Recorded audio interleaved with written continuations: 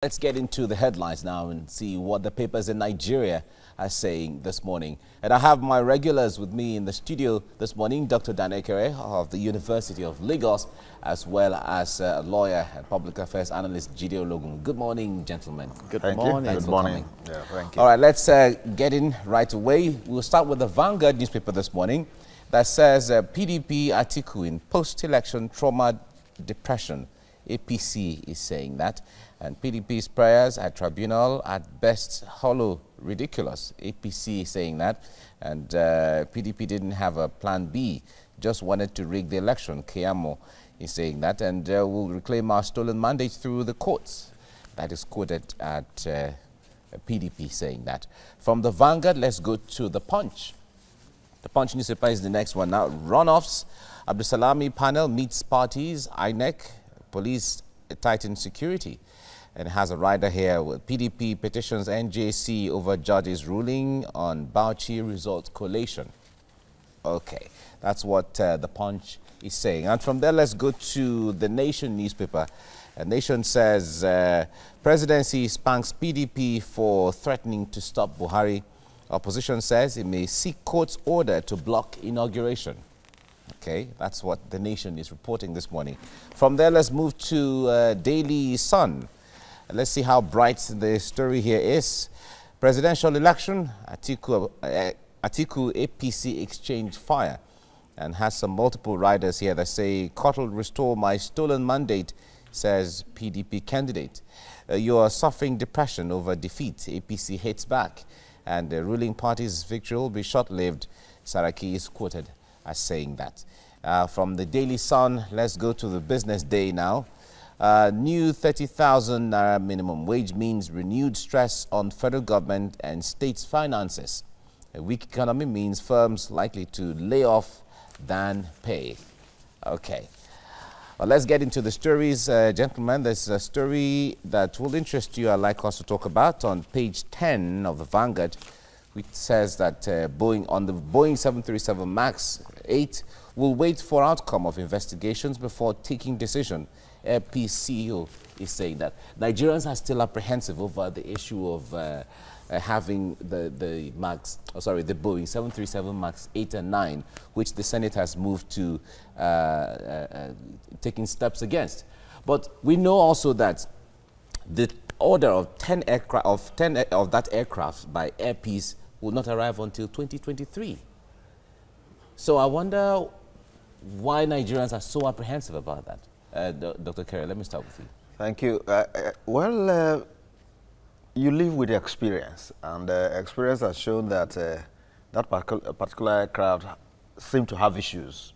You know, the way the accident, you know, the various crashes happened, it gives room for suspicion, and it's very likely there is, you know, a particular fault that will be responsible for that, which could be a creation of technology anyway.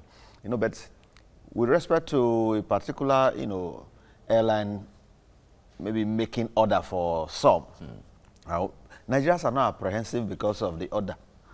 Because Nigeria does not have a company that has placed such an order. It's simply a private business. The state of apprehension is about safety. Safety in the aviation.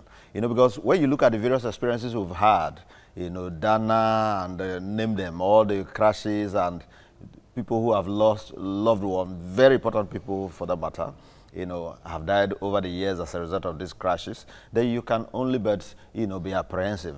Because a number of times, especially these aircrafts on these local routes, when you board those aircrafts, you know, it's like between life and death. You know, at the takeoff point and what have you, you will just be wondering if this is what it takes, you know, which gives me, you know, that suspicion that it is either that they are too old, because it doesn't seem like they are, you know, clean enough at the point of, you know, being brought in.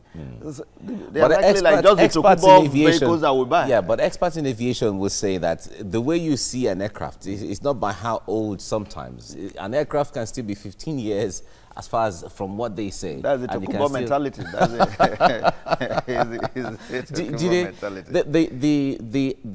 the order placed for 10 of this aircraft will arrive in 2023. Before then, don't you think that all this would have been sorted and taken care of? You know, it depends on the terms of the contract. I mean, you can still withdraw the orders, but then I believe that Boeing is also trying frantically not to be out of business. You see, what happened has a huge impact on business reputation, and in public relations we refer to that as crisis management.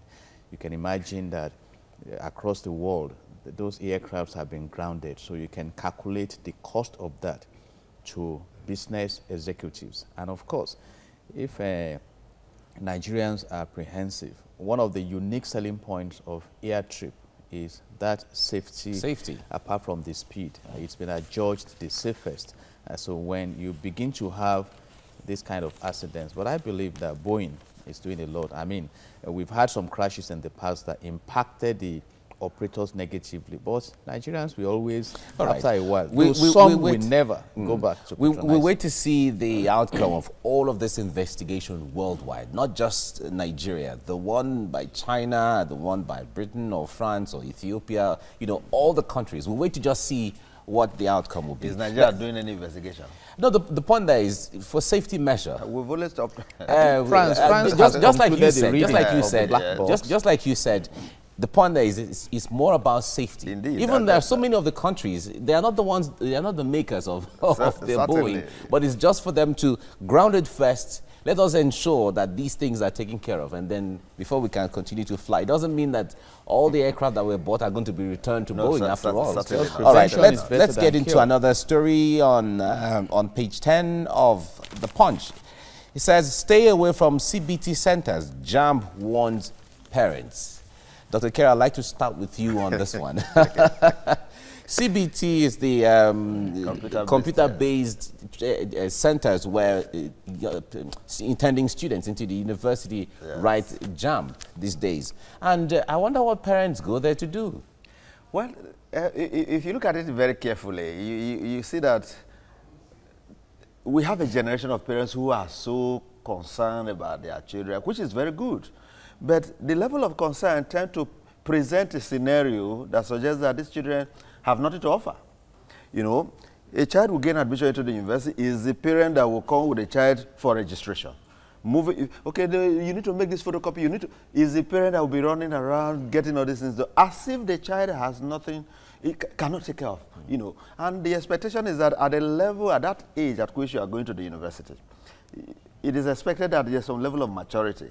Because for you to be admitted to any of these universities, at the point of matriculation, you should be at least 16 years.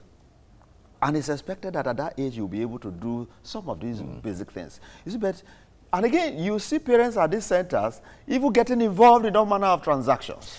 Now, that is the most worrisome part of it. That's a worrisome part. Jide, I wonder what you make of this issue of a parent even thinking, reasoning that he has to or she has to assist the child or the ward in passing exams.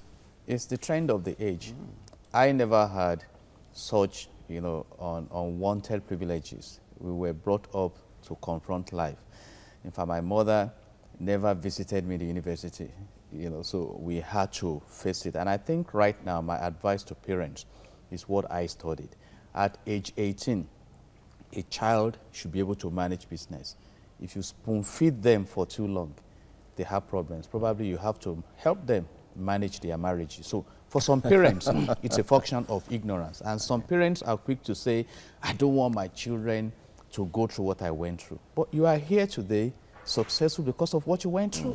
Danny Kerry, you think that parents put too much pressure on their children in wanting them to come up with all the A's possible and in wanting them to become medical doctors or have their masters at age 20 or age 21 or age 25, at least under 30 and all of that. Yeah, isn't that counterproductive? It is good. It is good. But when you are placing expectation, you must match it with input. The investment into that child. What have you put into that child that makes you feel that that child can come out, with what you are expecting is important. But again, I think we should give these children some space. We should give them, because the highest level of, what I can call encouragement you can give to a child is just accepting the child the way he or she is. then you carry on from there for the child to, you know, make do with whatever resources available and make life for himself. All right, Jide, what is that thing that makes parents want their children to have this and have that at a certain age? What makes a parent even try to put some certain achievement within a certain age? Basically, good parents must desire success for their children. And of course, in seeking that success, we tend to drive them to achieve. And it works in some instances. Exactly, because if you don't inspire them, globally right now, there is this apathy towards studying, talking about technology. But if you don't inspire them, if you don't monitor them, quite a number of them. But putting them under pressure, would you call that inspiration? But everyone is under pressure. The government is under pressure. I'm under pressure to achieve set goals. And we call that management by objectives. If you look at Peter Drucker template. I will take that without pressure. I will take that as your personal much. opinion anyway. But it's fine. Jide Ologun, thank you so much for coming on the program. And Dr. Danekere, thank you very much for coming as well. Thank you. Right.